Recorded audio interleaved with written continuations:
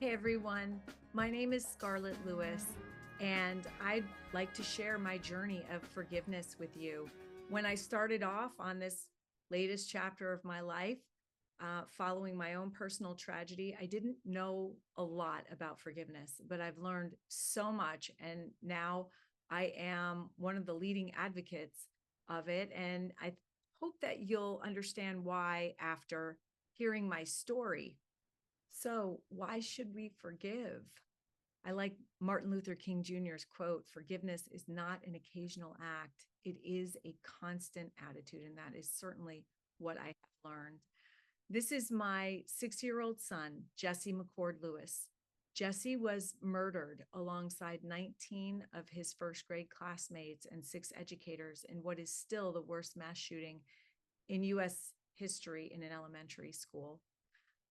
I don't know if you can try to put yourself in my shoes, but that was an absolutely devastating event. I picture my life as, you're standing on the carpet of life, and somebody just came along and pulled that out from underneath me. I just felt like I was metaphorically lying on my back. I had to rethink everything, and it was the hardest time in my life for sure. We found out very shortly afterwards that Jesse saved 9 of his classmates' lives before losing his own. So he literally sacrificed his life so that 9 of his classmates could live. And as a mom, hearing that about your child, that ultimate act of love, was incredibly inspiring for me, actually. I thought about my own life, and I thought about the places in my own life where I wasn't showing courage, where I was allowing fear to dictate my choices. And I made a decision that I would use courage in my own life, that I would follow Jesse's example, because that's the capacity for courage that we all have. I mean, Jesse was a 6-year-old little boy, so we can all show tremendous courage. Courage is like a muscle, we can practice it to strengthen it. So that's what I've been doing absolutely every single day. Every act of courage that you do strengthens the muscle. Um, Pretty amazing to me that some years later, the kids that he saved graduated from Newtown High School and started talking about how Jesse had saved their life. And I really appreciated that acknowledgement. I know that that took courage as well. I thought a lot about this quote too. You'll learn that I like quotes. People have to learn to hate. People aren't born hating. I was thinking about the shooter in this instance. I knew he wasn't born hating. And if he could have learned from the time he was born to the time that he perpetrated that awful crime, if he could have learned to hate, then he could have been taught to love. For love comes more naturally to the human heart than its opposite. And I say that, I started this Choose Love movement for schools. And I say that it started at Jesse's funeral when I got up to speak to the congregation. And I said, this whole tragedy started with an angry thought in the shooter's head. And I pictured him as a little boy having an angry thought, some pain behind that thought, a grievance, without the skills and tools and nurturing environment to manage that thought. And that one thought grew along with other painful events in his life into what became the tragedy at Sandy Hook. Everything starts with a thought in our head. And the amazing thing to me, and what I said to the congregation, is that a thought can be changed. So I asked everybody that day to start thinking about what they think about and to change one angry thought into a loving thought every day. I said, it will make you feel better. Kind, caring, concerned, compassionate thoughts feel good. Angry, hateful, resentful thoughts feel bad.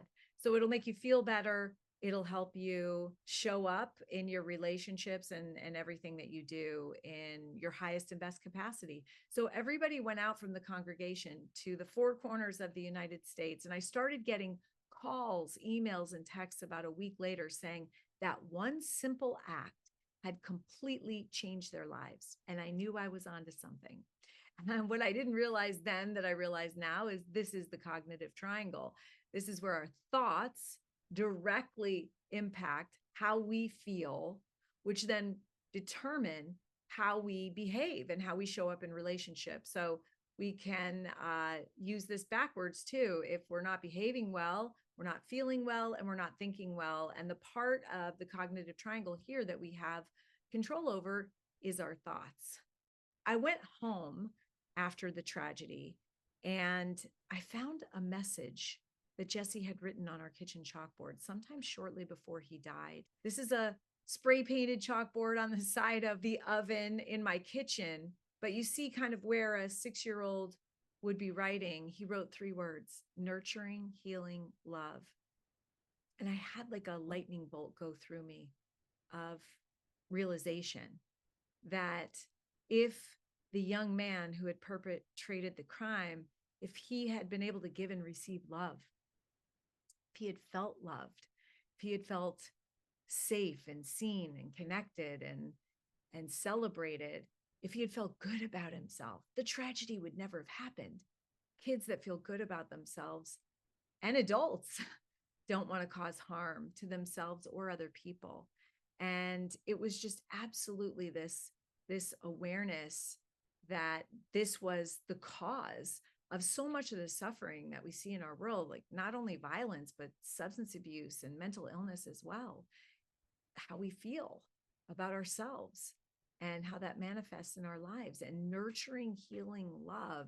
It was just so amazing. It was the solution. And I realized that we can all, as human beings, choose love, and that in actuality, it is a choice, but you have to have some awareness and skills and tools to do that. We're so much the same as humans, actually, with all of this focus on how we're different, and the differences do help us learn and grow. But in actuality, we are 99.9% genetically the same as humans. It doesn't matter what age or stage you're in, and we have the same basic wants and needs. And one of those is loving others, and being loved ourselves. So I had this moment, how did I go from having a son that was murdered to choosing love, literally, as a thoughtful response? And they had a mom come in and speak to me that had lost a son to violence 20 years prior. And I was feeling so much in pain that I literally thought I might dissolve. And I remember her walking in the room, and I'm sitting on the couch, and I look up at her and I realize I'm going to live. That's where I started. And I will get through this pain. I am going to live. Here's a woman that's been through something similar standing right in front of me. And she started sharing her story. Like maybe 5 minutes into her story, I held my hand up and I said, "Thank you so much for coming in. I really appreciate you sharing your story. It's helped me." But in my mind, I was thinking, that's not going to be my story, because her story was filled with anger and resentment and revenge, thoughts of revenge reverberating through 20 years. And I thought, I don't want that. And I have a 12-year-old son. I have to model what it looks like to move through this tragedy with strength and grace for him, so he can take those lessons with him for the rest of his life. That's not the way to do this. And then I realized, as I started to think about it more, that it would be my choices from this moment going forward that would determine what our lives would look like. And I chose joy. I wanted to have joy like we had before. I wanted to have a good life. I didn't want it to be centered around the tragedy. I wanted to be happy. And I made that choice to choose love right then and there. If you remember, and I'm going to show it again on that chalkboard, I had written a quote. It was the first thing that I wrote after that spray paint chalkboard dried. And it was one of my favorite quotes by Abe Lincoln: "Most folks are about as happy as they make their minds up to be." I love that quote. And it's true. And you see that this is written on the top of where Jesse wrote his message on the bottom. People are about as happy as they make their minds up to be. Happiness is a choice that we make. It doesn't come from outside of us, and it doesn't matter what's going on in our life. Our minds are so powerful. And this just started my journey into healing. And what I realized is that tough times in our life literally sometimes drop kick us or pull the rug out from under us when we're in our comfort zone. And it really kind of forces us into our growth zone. But our growth zone is where we become the best version of ourselves. So I think that this understanding helps reduce the fear of painful situations. And when we fear something that's happening in our life, we resist or avoid it. We might even numb ourselves. But if we understand that when we're a little bit uncomfortable, all the way up to facing something that's tragic, we're learning and growing. And I think that helps to reduce the fear. It's that understanding. It's kind of like going through a metamorphosis. And I say that I went through a metamorphosis.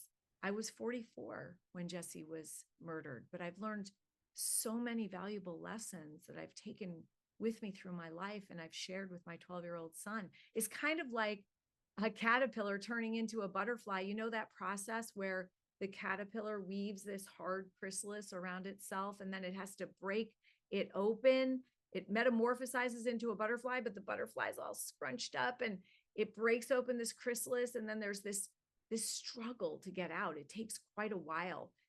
But if you break that chrysalis open for the butterfly dies. And why? Because that butterfly needs the struggle to become strong enough to fly away.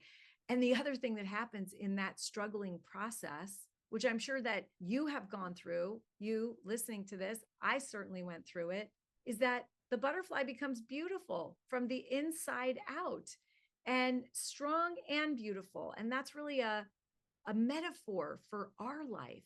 We get strength and growth because of the struggle that we go through in life and not despite it. That's an incredible thing that's actually backed up by research called post-traumatic growth. Now, I've been talking about my 12-year-old son. His name is JT. So he was 12 when his little brother was murdered. This is Jesse, and you see our little dog Siren. Well, JT had this incredible event happen. You know, he was taking the death of his little brother very hard. He was angry. And I'm sure that you can understand the anger that somebody took something away from him that was so precious and he had no control. We had this incredible thing that we were connected with orphan genocide survivors from Rwanda who reached out to JT via a Zoom. And if you're unfamiliar, in 1992, Rwanda, which is this little country in the middle of Africa, had a genocide where over 1 million Tutsis were murdered by their neighboring Hutus, people who lived in and around them, within 100 days. It was a horrific genocide that happened. And these were children during that genocide. They're now young adults, but they wanted to reach out to JT to share their story with him. And I'll never forget that day, because for the first time we were talking to people who may have gone through something worse. I mean, did go through something worse than we did. And I remember their first words to JT. They said, JT, we heard about what happened to Jesse all the way over here in Rwanda, and we're so sorry for your loss. We wanted to reach out to you to let you know that you would be okay. You're going to be okay, and that you will feel joy again. And I listened because these people had credibility in saying this. It was incredible. They shared their story with JT and how, you know, they found, help. The Red Cross gave them food and helped their wounds heal. And they shared their story of forgiveness, how they realized that if they went down the same path of anger, hatred, and revenge that these killers, they call the killers, had, that they would turn into those same people. And they realized that forgiveness was the only thing that could stop their pain and help them rise above the tragedy. And so that was such an incredible inspiration for us. And then they were practicing compassion by reaching out to JT and sharing their story. And JT literally turned around and created an organization when he was 12 years old called Newtown Helps Rwanda. He just started a website and he started selling bands, the bands that you wear that said Newtown Helps Rwanda. And he literally funded a couple of those kids that reached out to him, or young adults, to go to university. And it was incredible. I remember him coming out of his room after that Zoom, and he said, "Mom, those kids reached out to me in love, and I'm going to reach back out to them. I'm going to raise money to help them." He went on to continue to raise money for former children's soldiers in Uganda and other organizations and kids that were struggling here in America. And we actually went over to Rwanda. Here's this little insert picture to meet these orphan genocide survivors, just really incredible people, courageous. And this whole experience, I watched JT transform as he was taking his pain and turning it into purpose and helping other people. And it was really incredible. And what we both learned was when you have the courage to step outside of your own pain and help others, you help and heal yourself. It's what I chose to do too in the Choose Love movement, where I share my story. I share Jesse's message of nurturing, healing, love, and then a powerful formula that I'm going to share with you that can help you move through really anything that you're facing right now or that you faced in the past. And it literally comes from Jesse's example of courage. And it starts with courage because courage is the most important character value. And it's like a muscle. We can practice it to strengthen it. We need courage to even practice the second character value, gratitude, when things are not going our way. We need gratitude. And then forgiveness, of course, is why we're here today. We're talking about the incredible importance of forgiveness. But when you start practicing gratitude, like consciously, even though you're going through a hard time, you think about things that you're grateful for. It can shift the focus of your lens from negative to feeling badly to positive and a little bit more optimism, which helps strengthen you from the inside out to consider forgiveness. And forgiveness is the most important aspect of my journey. Forgiveness helped me to let the pain of the experience go.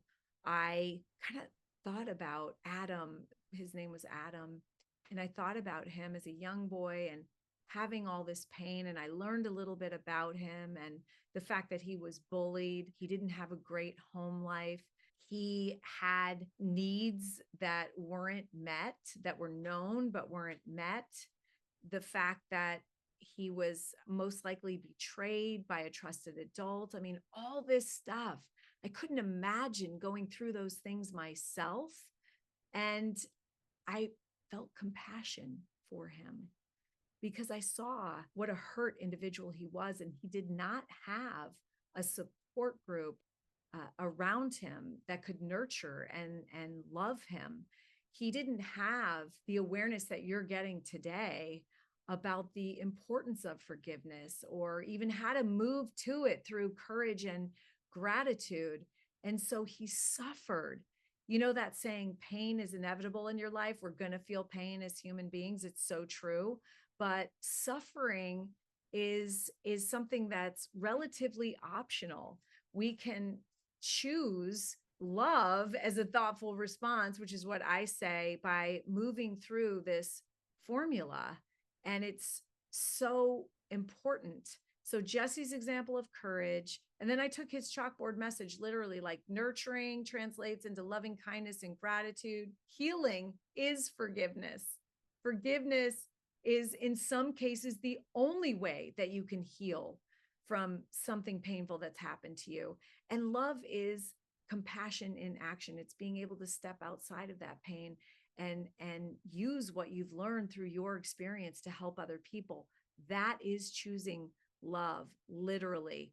And we use a choice moment model. It's that space in between what's happening and your response, where you pause, where, like I got curious about the person that had hurt my son.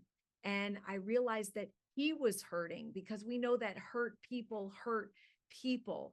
And I had a choice. I could either go down a path of anger of hatred and revenge, just this continuous path that I saw in that woman that came in and shared her experience with me 20 years later. She was not fully in control of herself because she was having thoughts of revenge. Or I could pause. I could just feel forgiveness. I could choose it. I could be grateful for what I had. It takes a lot of courage, by the way, to do that pause and to think about it.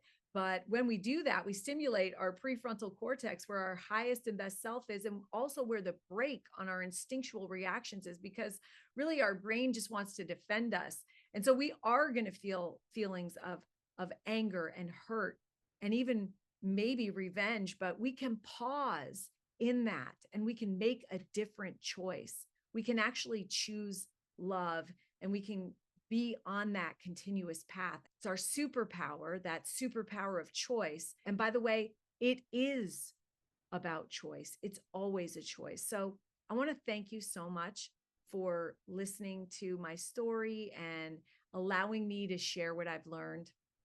This is my favorite quote by Jan Karan. She's a wonderful author. And she says, love is a constant act of forgiveness. And as I've moved on from the tragedy, I still find myself having to forgive almost on a daily basis other people, even my own family, the people that aren't supposed to hurt you, that sometimes do. I continuously work on my forgiveness. But when I do that, I have a sense of peace. I am in control. And instead of allowing anger and hatred and revenge that are simply thoughts in my head, that's where they live, nowhere else, I can choose love and forgiveness as a thoughtful response. Thank you so much. And I hope you walk away with the understanding of the importance of choosing love and forgiveness.